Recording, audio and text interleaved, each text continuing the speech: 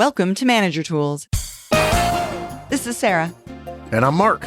Today's podcast, Company Change with Promotion is Unlikely for Managers, Part 2 of 2. As always, folks, our content has been crafted by humans, and we are now certified by Proudly Human. The questions this cast answers are, can I change companies for a higher level job? How could I get a promotion while moving to a new company? Why do companies not often offer promotions to new hires? If you want answers to these questions and more, keep listening. If you're doing the work your team should be doing, you're not developing anyone, including yourself. You're just a very busy individual contributor with the title. The Effective Manager Conference teaches a delegation approach that builds your team's capability and accountability without micromanaging. It will be the day that changes how you lead. Register at manager-tools.com/EMC. Okay, so that's the why.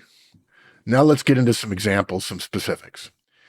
Individual contributor to manager is a hard no, okay? Getting promoted from an individual contributor role to a manager role at a different company is perhaps the most prohibited of all such moves. By the way, it's not actually prohibited. It's simply not done. He's just not done. Yeah. Frankly, if we heard it had happened, we would assume the hiring company was both desperate and was not well managed. And perhaps those conclusions aren't 100% accurate, but rest assured, this is so rare as to indicate a mistake happened along the way. You know, if you heard about it, maybe you'll find out later that somebody's brother or sister hired them and promoted them to manager with the move, which completely obliviates the idea that this is not a hard rule. Yeah, so let's talk a little bit about why this type of promotion is particularly unacceptable in addition to all of the other reasons above. Folks, it's because the promotion to manager from individual contributor is the second most significant gap in promotion responsibilities that exists.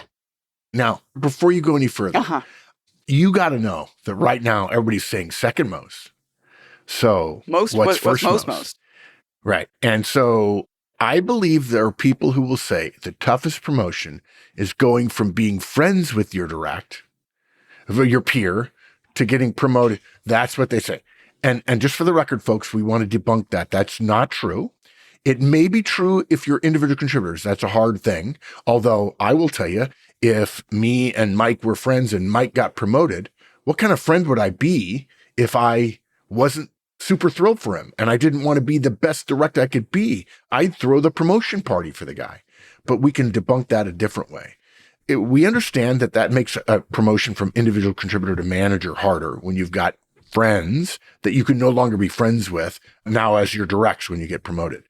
But that never happens going from manager to senior manager director, director to senior director, senior director to vice president. Those people, there's no problem. Everybody understands. You can't be friends with me anymore. I get it. You're my boss. It's fine. So clearly the friend thing is not. So now, having said that, I've let people go back and forth in their minds about what is it? So now you tell them. Go ahead and tell them. So yes, the second most, though, is that individual contributor to manager for the very first time. I mean, I got to tell you, a lot of folks wash out at that step. They do. They think they want it to be a manager. They start doing the job. And they're like, whoa, this is completely different than being an individual contributor. Legit, it is. It is. And sadly, corporate systems, the person doesn't want to be a manager anymore. And it's not so much an up or out mentality, but it's a stay or go mentality, not a step back. Very few companies are enlightened enough, and we talk to them about it, to say, if you've got a manager who's not succeeding, ask him or her, encourage them to become an individual contributor again. Yeah, they might have to take a cut in pay. Okay. Maybe you can step down their pay over the course of a couple of years. You have more flexibility with pay than most people realize. But gosh, I think the idea that somebody gets promoted and they start failing and then, well, you have to go is draconian and unnecessary. I think it's a way better cultural move to say, we understand you're not good at this, but you were great at the other level. Go back to the other level and help other people be good at it, right? Help your manager manage a team without being a manager. That's Well, I fine. mean, and if we really want to get into it, the problem doesn't stem from the fact that they became a manager and they can't do management job. The problem stems from the fact that they had no idea what they were getting themselves into because the organization didn't teach them. Their boss didn't delegate to them. They had no idea about anything other than those people make a little bit more money and it's the only way to make more money around here.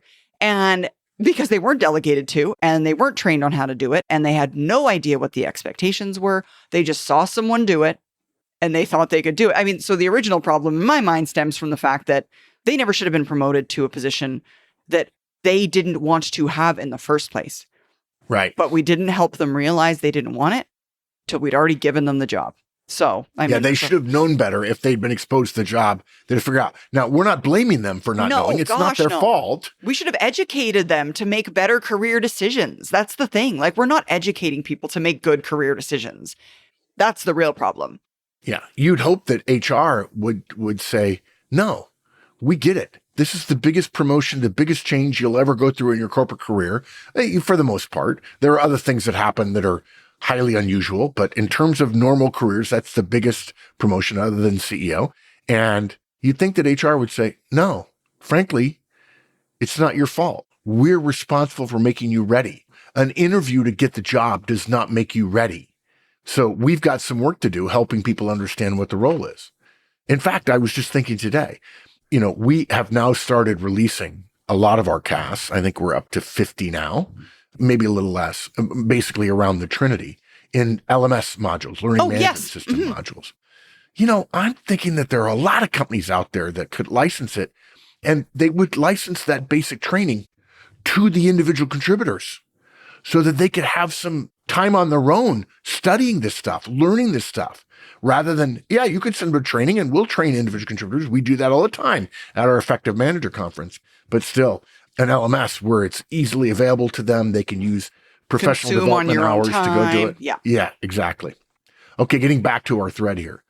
To make a move to a different company, which is always a learning experience, of course, and to assume managerial duties, especially without a grounding in managerial basics, which is true for most, as we've made very clear, is a hill too steep for all but the very best performers. For all the reasons we've stated earlier and more. You won't know the strengths and weaknesses of your team when you go to that new company, right?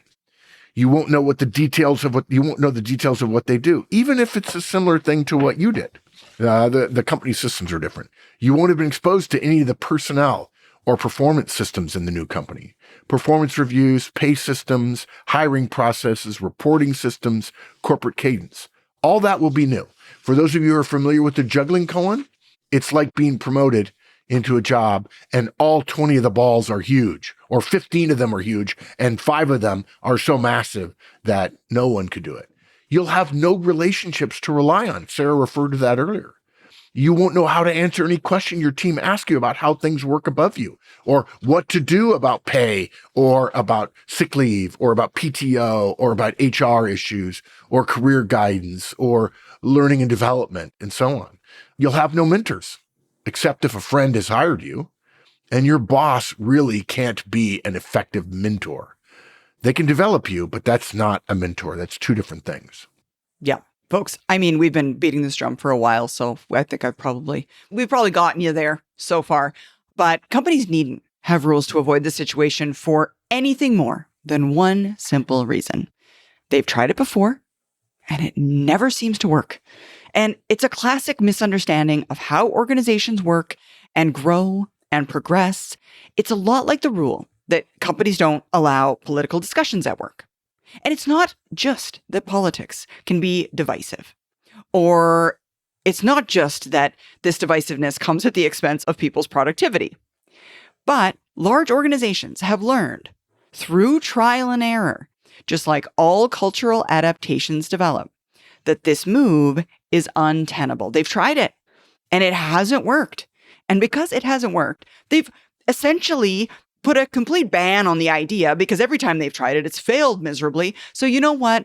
Let's just not even risk it. Let's just not even open that door because it's just not going to work for us. We've tried this before. it's better to hire that first level manager from within. So they do. That's what they do. Yeah, there's a military corollary to this. There are things you get taught as a tactic, as a young leader. And Mike and I were young officers, lieutenants, and captains in the Army, about how to deal with an ambush on the road. And there are two types of ambushes, blocked ambushes and unblocked ambushes. But the answer is you don't stop, because the purpose of the ambush is to make you stop so you will be a stationary target. Okay. Mm-hmm. So the first thing you do is try to move through the ambush as fast as you possibly can. You may choose to go back and clean it up because there may be people behind you, but you don't stop. How did they learn that? Because when ambushes started, everybody stopped. And ambushes were super effective. And so some smart person 1,000 years ago said, we're not stopping. Every time I've ever heard of anybody stopping, we're going to keep, it was a terrible. It was a massacre. So we're going to keep going. We're just going to keep going. And it worked. Yeah, exactly. Yeah, that's cultural adaptation, folks. One of the most powerful forces in human history. So just wrapping this up here. If you're an individual contributor, and good for you being a Manager Tools listener, tip of the hat, and you're not getting a chance to get promoted, don't assume you can do it by going somewhere else. It's okay to correctly assess that your chances for promotion are too small or non-existent at your existing firm, barring your lack of performance, as Sarah mentioned at the top of the show. But you're going to have to go to another company in a similar individual contributor role somewhere else and win a promotion there internally. Yeah, absolutely. Here's the challenge every organization faces. Your managers are not all managing the same way. Some are great, some are struggling. Most have never been taught a repeatable system for getting results and keeping their best people. They've just been promoted and left to figure it out. Manager Tools can come to you.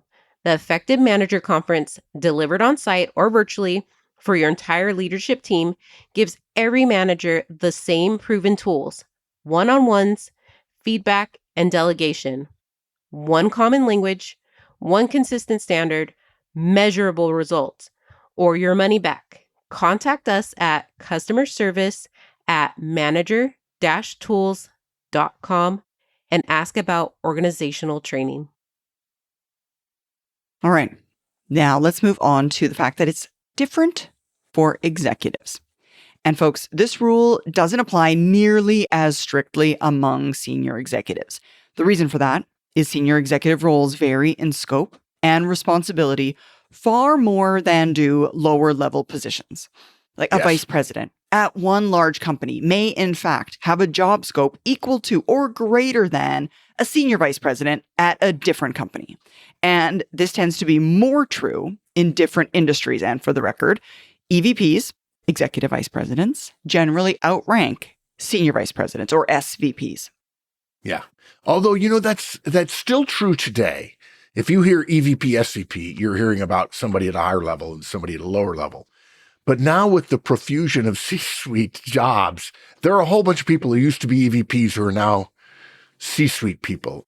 I remember seeing a CXO, Chief Experience Officer. When I first saw CXO, I thought it was a way to say C and then introduce any letter you want here into the X thing. There's a CAO, a CBO, a CCSO. Actually, I don't know of any CBO, but I'm sure somebody will write me and say, actually, we have a CBO and a CCO and a CDO and a CEO and a CF. There's certainly a CEO and a CFO. Never heard of a CGO. Oh, no, I bet I have, Chief Growth Officer. It just goes right through. Maybe there's a CZ, not a CZO. When all of us read about such moves at the top of their companies or others, we tend to compare titles. But again, the point here is that is less the marker than actual responsibilities. For instance, a vice president who runs a division with profit and loss responsibility in one company would very likely be seen to outrank a senior vice president who doesn't have profit and loss responsibility at another company. Okay. At the very top of organizations, relative rank becomes harder to determine by titles. At lower levels, titles tend to have much more similar responsibilities across organizations and industries than at the top. In fact, it might seem perverse, but an SVP, Senior Vice President, could move to a different company as a VP, take a step down, but it could actually be seen by both the losing and acquiring company as a promotion because of the scope and scale of responsibilities. Yeah. So we have some examples of these kinds of roles, folks. So it could be senior moves that bring a VP with international experience into a company at an SVP level if they're looking to immediately grow their international reach or sales. There are plenty of companies who only sell in one country, and they have no idea, and they have no problem with currency fluctuations or tariffs or any of that kind of stuff. And so you don't want to try to figure that out on your own. Right? Let's bring somebody from outside that's done this before. Yes. Yeah, exactly. Or an SVP running a national division could move to an EVP role to captain a national product division. Or maybe the CEO is looking to infuse an entrepreneurial spirit into a division and therefore hires a general manager from a company outside their industry to lead the division as an SVP. And again, just remember, those roles can be misleading, and you'd have to know more. The titles are misleading, and you have to really get into the responsibilities. And frankly, most people don't understand. If the person's 5 levels up, they don't understand what the responsibilities are. The bottom line here, folks, is that when you see these kinds of, quote, moves with promotions, unquote, happening at the top of your company or others, one cannot assume that the flexibility happens at all levels. It doesn't. It just doesn't. Yeah. All right. So let's get into the fact that you can get a promotion by going to a smaller company. The most common exception to the unlikeliness of changing companies while getting a promotion is when moving to a smaller company. And folks, there are 2 reasons for this: scope or responsibilities differences, and the desire of the small companies to grow. Yeah. In the case of scope or responsibilities, for instance, a vice president at a multi-billion-dollar company might very well have more responsibilities than the CEO herself of a company 1/4 or even half the size of the larger company. I mean, if you're responsible for North America and Europe at a $10 billion company, you might be responsible for $6 billion in sales. If you're going to a $1 billion company, right, and a $10 billion company, Europe and the Americas might be worth 60% of your company. And yet you're going to go to a higher level position. It seems to be a promotion when in fact you're moving to a smaller company. And so you get a promotion because you're running something bigger than the entire company itself. And I could be wrong, isn't that what happened with Ethan Coulson? Didn't Ethan do that when he made his change to president? Remember that. I could be wrong, but I was sure that he moved from a larger company to a smaller company, and he made it an increase in role. Oh, that's jump. true. That's exactly right. And he got hired by a private equity funded manufacturing company. And it's a much smaller company, but it comes with more responsibilities because he's got a higher position. And as we've said, titles at the top are much more relative to internal power and do not denote necessarily similarities in scope the way lower level positions do across all industries. Look, it doesn't matter where you are if you're an individual contributor or a frontline manager. Those roles are similar in scope everywhere. There are some differences, but for the most part, they're the same. That's even pretty true for senior managers and directors. But again, an SVP at a large company might have 2 to 5 to 10 times the responsibilities of a C-suite exec at a much smaller firm. Mm-hmm. And folks, to the uninitiated, someone moving from a big firm to a small firm might seem like a step down, even with a greater title, but that is very often misleading. When an individual reaches the top of a firm, there are many less promotions to be promoted into. Remember, I mentioned this earlier, the top of the pyramid narrows and there are just less positions. There are fewer positions to be had. Yeah, and actually, it's not a pure triangle. The triangle is very fat at the bottom and gets very fat. And then at the very top, it gets narrow very fast because at the very top, it gets to 1. And if the CEO has 12 directs, there are 12 people vying for one position. What's more, there are roles that are seen as much more likely to earn a promotion to one of those few available roles. An exec might be an EVP or even in a C-suite position. And yes, there are, as I've mentioned, often too many C-suite roles, but still have little to no chance of promotion because the only promotion left is the CEO.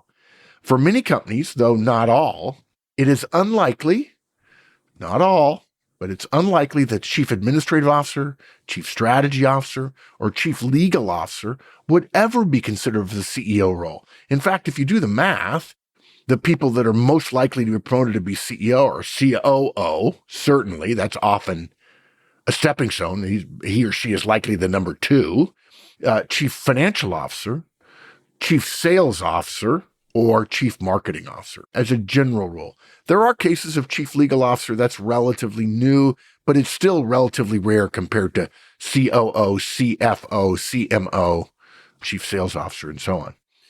If they wish to move to a higher level, a lot of those people who are in roles that wouldn't be considered for the CEO role would have to leave their present employer. And if you want to know a little bit more, something that when I first learned it, I thought was just so cool. I learned it like 35 years ago. There is a concept among the CEO succession process called "If Not You, Who?" And it is a Manager Tools cast, and I encourage you to listen to it. It's a great thing. We've actually referenced it a couple of times in other succession discussions. And I'll link to it at the bottom of this cast. Yeah, we'll definitely link to it. On the other hand, an SVP in a line role could move to a COO or CEO role of a smaller firm with growth potential. Many firms might choose to make them a COO for a year or two with the promise of an excellent shot at the CEO role, although we definitely need to mention the dangle, the cast about the dangle. We will link to that one as well at the bottom.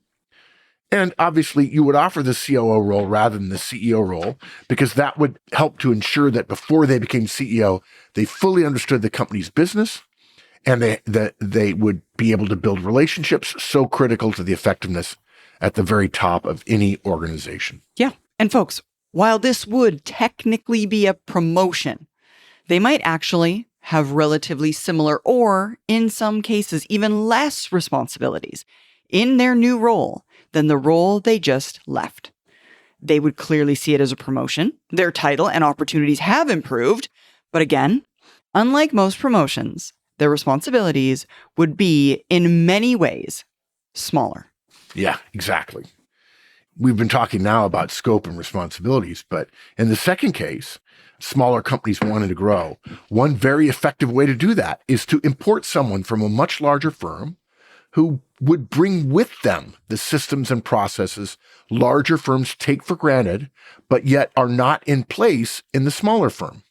Also, the smaller firm may want the executive's experience with acquisitions, which is a specialized skill many smaller company senior executives lack.